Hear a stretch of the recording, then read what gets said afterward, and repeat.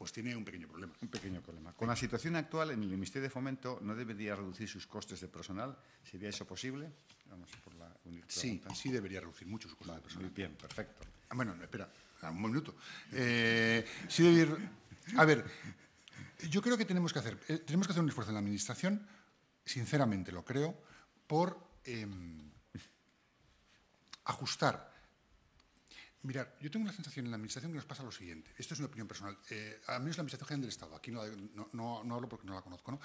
Tenemos una Administración que es muy buena gestora, que tramita papeles. Pero muchas veces, por lo menos el tipo de tareas que hay que llevar a cabo en la Administración General del Estado son muchas veces de diseño, de pensamiento, de estrategia. Y de esto tenemos muy poco. Tenemos esto, el señor que toma el papel, pero no tienes el señor que piense, y esto, oye, ¿por qué? ¿Y cómo se debería hacer? Y yo creo que tenemos que hacer una reconversión significativa del sector público. Digo de otra manera, yo a veces pienso que el personal auxiliar, las secretarias, que yo tengo una secretaria fantástica y buenísima, no tiene mucho sentido que sea funcionaria. En mi caso no lo es, pero la Administración sí lo es. No tiene sentido que sea funcionaria. ¿Qué labor, a ver, qué tipo de trabajo le exige tener los poderes públicos de un funcionario? Esto no los tiene. En cambio, necesitamos, como el agua, dotarnos en la Administración de gente que piense, de gente que de verdad no gestione, gente que piense, que reflexione. Muchas de las cosas que nos han pasado estos años, incluso de las decisiones que se han tomado, es porque, de verdad, os sorprendería lo poco que se piensan las cosas. ¿Vale? Muy bien. Esto es una cosa difícil. Es difícil quedar bien porque hay gente que le va a gustar y gente que no. ¿Es razonable el que se haya invertido en una ampliación del aeropuerto de Pamplona? 12 metros de altura, lo recuerdo.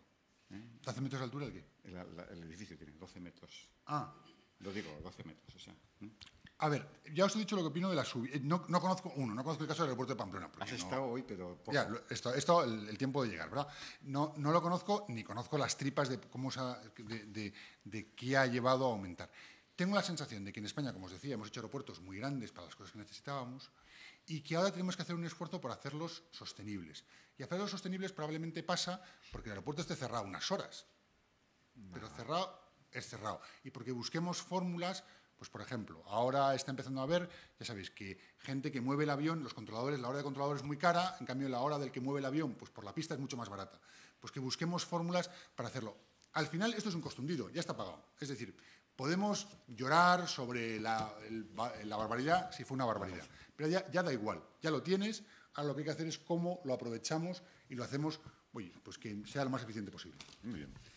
Vamos a ver, aquí hay una que tiene una letra muy singular, pero vamos a ver. ¿Cree usted que la solidarización de las garantías entre los países de la Unión Europea es la solución a la crisis de deuda? ¿La liberalización de los recursos dedicados al servicio de la deuda es suficiente si se dedica el sobrante a estímulo fiscal para reactivar el crecimiento del PIB? Es que el bolígrafo lo escribía y se ve mal. La liberación es el estímulo fiscal para el crecimiento del PIB. A ver, en el fondo, voy a quedarme con la parte última, vamos, por aprovechar la pregunta, ¿no? Que me parece, ¿cómo crecemos? ¿Cómo salimos de esta? ¿No? Esta es la gran pregunta de esta historia. Primero, yo creo que tenemos que ser conscientes de que no vamos a salir mañana, pasado, que esto no son soluciones de 3 meses, que tenemos que poner las bases para que Europa crezca los próximos 20 años. Eso es lo que nos importa. Esto no va de, oye, que a ver si el año que viene, joder, nosotros tenemos elecciones, no sé cuándo nos tocan, el 16, es que para el 2015 hay que estar creciendo, macho. Pues a lo mejor no. Lo que toca es hacer las reformas que nos garanticen que esto es sostenible los próximos 20 años. ¿Vale? Entonces, ¿cuándo volveremos a crecer? Volveremos a crecer cuando la gente vea que hay oportunidades. Cuando la gente piense que tiene sentido volver a invertir en este país, en esta comunidad autónoma, porque hay oportunidades de ganar dinero. Esto al final es así de básico. Entonces, la gente tiene que ver que hay oportunidades. ¿Y cuándo hay oportunidades? Cuando cambian los status quo. Cuando liberalizas un sector y de pronto se abre la competencia y la gente dice, anda, oye, pues puede haber un negociete en poner yo un tren de Madrid a Barcelona, aquí puedo ganar un poco de dinero. Y cuando liberalizas los sectores profesionales y dices, mira, pues ahora se puede entrar en este sector. O cuando generas... Es decir, en el fondo tenemos que pensar que el crecimiento no son más oportunidades que la gente aprovecha. Y, por supuesto, tiene que haber un ámbito de confianza y de certidumbre, que la gente piense que invertir el dinero hoy no va a suponer perderlo porque el euro se va a ir al garete o lo que sea. Quedan 2 preguntas. Dice usted que nada es gratis. Yo he leído el libro vuestro que hicisteis los de FDA. No es cierto, la honradez es gratis y además es necesaria. Está muy bien. No es gratis la honradez. Joder, La ambición política y económica, el ansia de poder económico y la especulación financiera son realmente las causas de la crisis. Mientras que los economistas piensen que las raíces del problema no son esas, no harán más que poner remedios, pero no soluciones. Muy buena pregunta. Yo entiendo dos cosas. Una, la honradez es... que no... A ver, claro que la honradez todos los días... No es gratis, claro que no es gratis. La honradez todos los días... A ver, todos los días tienes tentaciones de hacer cosas, o pasará a todos, es decir, de hacer cosas que no... Bueno, pues que a lo mejor te hacen menos honrado. Y no las haces porque piensas que no tienes que hacerla y, por tanto, tiene un coste ser honrado. Y a veces tiene un coste muy alto ser honrado. Porque estás renunciando a otras cosas que, oye, otros han tenido y que tú podías tener acceso a ellas si no lo fueras. Desde simplemente de contar que esta comida, por poner un ejemplo, una comida que has tenido con tu hermana, pues dices, no ha sido con mi hermana, ha sido con el presidente de la Cámara de Comercio de Vigo. Hala, esta pásamela y que me la pague el Estado. ¿Vale? Algo tan sencillo como eso. Por tanto, si es ¿cómo va a ser gratis si me cuesta pagar la comida 40 euros? Mi honradez ya se mide al menos por eso.